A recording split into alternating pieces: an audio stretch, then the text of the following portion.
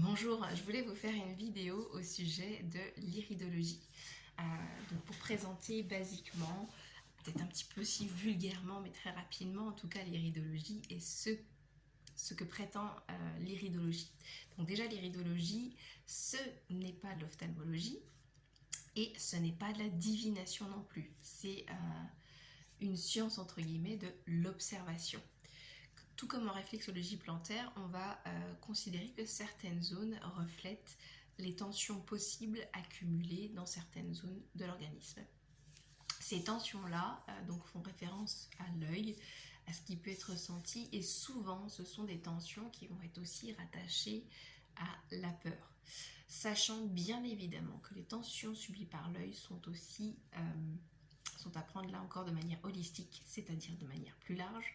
Ça peut être des tensions par rapport au fait de forcer sur ses yeux, le fait de travailler dans un travail de minutie, c'est souvent à l'apprentissage de la lecture où effectivement il peut y avoir aussi des ressorts, des besoins de lunettes, parce qu'on va forcer pour pouvoir comprendre, en même temps pour pouvoir enregistrer, pour pouvoir intégrer des nouvelles notions, pour pouvoir lire, et en fonction de l'attitude que l'on va adopter, on peut forcer sur ses yeux et donc un petit peu les abîmer. Donc surtout bien veiller aux visites ophtalmologiques, voilà, c'est important.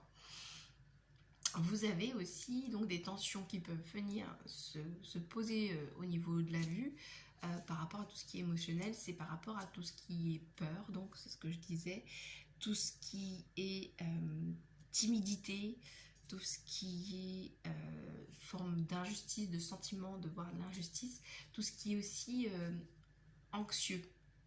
C'est-à-dire qu'on va visualiser tout de suite des scènes anxieuses et là, on va vraiment... voilà, ça peut, en fonction du côté gauche ou droit, apporter certains éléments. Et réveiller en soi justement d'observer mais ces comportements-là réactionnels que nous avons et qui ne sont pas nécessairement adaptés à la situation. Et donc revenir à l'ici et maintenant et entre guillemets au réel. Donc on va observer en iridologie les tensions qui peuvent être marquées au niveau de votre œil. Donc vous avez la sclérotite qui est la partie blanche, vous avez l'iris qui est la partie colorée et vous avez la pupille, la partie noire. Donc on va observer, alors tout n'est pas à prendre au premier degré, hein. Ce n'est pas de la divination, ce n'est pas une science absolue, c'est de l'observation, tout comme on peut observer la réflexologie plantaire au niveau des pieds, ou en auriculothérapie par rapport à tout ce qui est oreille, réflexologie oreille. Donc on va observer certains signes, notamment au niveau de l'iris. Vous pouvez avoir certains signes tels que ceci,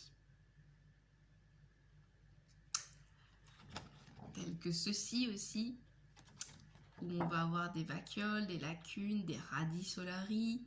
Là, la partie stomacale, on peut voir qu'il y a possibilité de tension, de ballonnement.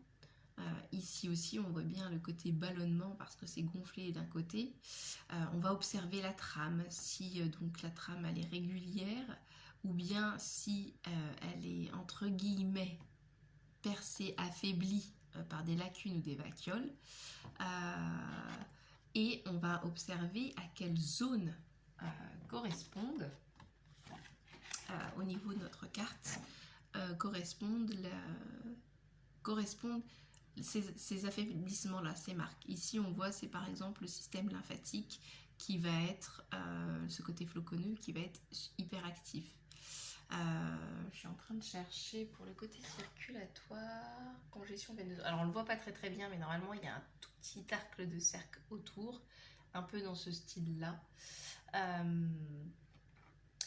Vous avez aussi les radii solari là, qu'on voit bien aussi, qui sont un signe de tension au niveau de la colonne vertébrale, de tension nerveuse, et quand c'est localisé au niveau du cerveau, ça peut même être un signe de dépression, de vraiment fatigue assez intense.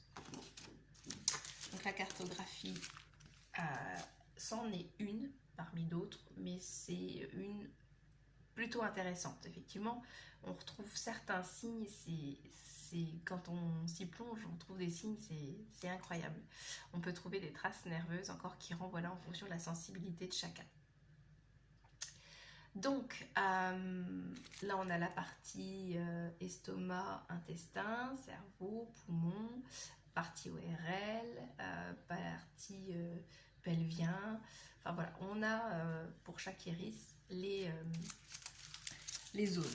Et donc, on va observer les faiblesses, enfin les formes que l'on peut avoir par rapport à la cartographie pour vérifier. Moi, en plantaire, derrière, ça m'aidera et je pourrai aller vérifier si je sens éventuellement confirmation ou non de ces zones-là, de ces faiblesses. Et après, on peut apporter aussi en phytothérapie, pourquoi pas adapter certaines petites choses, apporter des petites plantes pour aider, pour stimuler l'organe, pour le soutenir.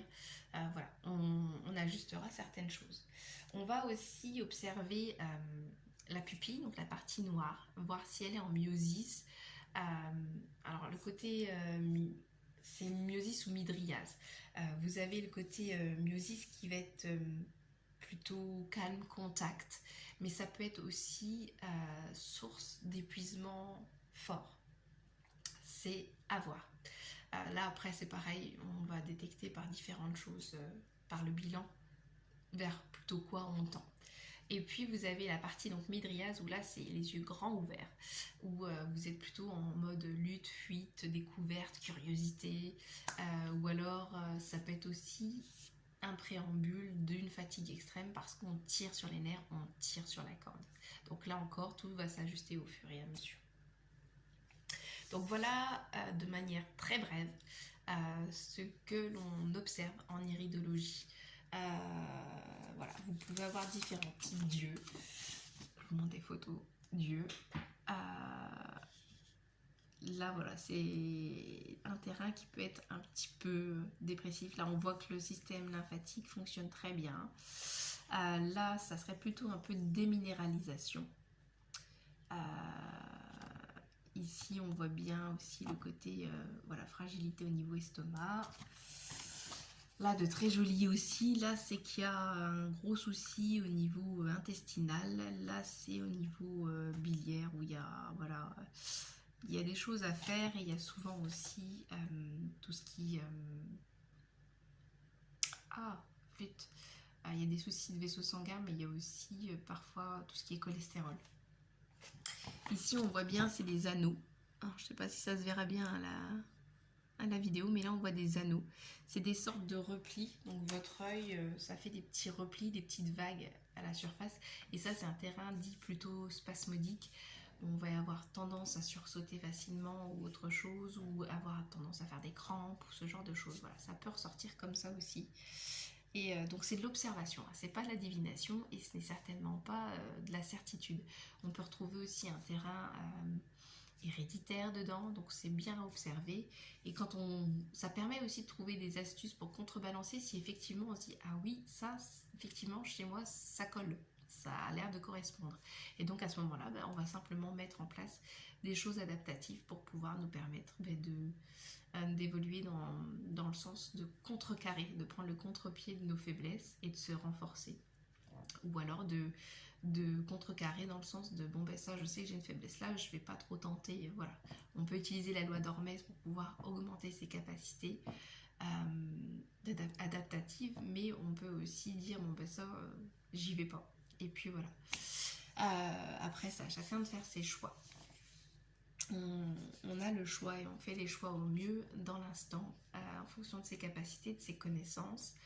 Et voilà, on avance au fur et à mesure. Donc voilà, grosso modo, ce que je voulais dire sur l'iridologie. Donc ce n'est pas la divination, ça n'empêche pas et surtout pas une consultation ophtalmologique, ça n'a rien à voir. Et voilà, il y a des petits exercices qui peuvent être faits pour soutenir les muscles que nous avons autour de l'œil, notamment en yoga des yeux. Et vous avez aussi tout ce qui est orthopsie. Donc là, c'est avec un professionnel où là, vous allez pouvoir travailler la vue de près, de loin, sous différents angles, recentrer, rééquilibrer, utiliser les deux yeux en même temps. Et donc avancer au fur et à mesure et vous faire soutenir aussi de ce point de vue-là pour avoir une meilleure vision. Voilà. Au niveau émotionnel, ça peut être aussi à observer quelle est peut-être ma faiblesse. Si vous n'arrivez pas à trouver, vous avez des livres d'appoint, sachant que ne les prenez pas au premier degré, ça ne correspond pas toujours, et ça peut être une idée. Voilà. Écoutez, c'est tout. Je vous souhaite une bonne journée et puis une bonne continuation. Au revoir.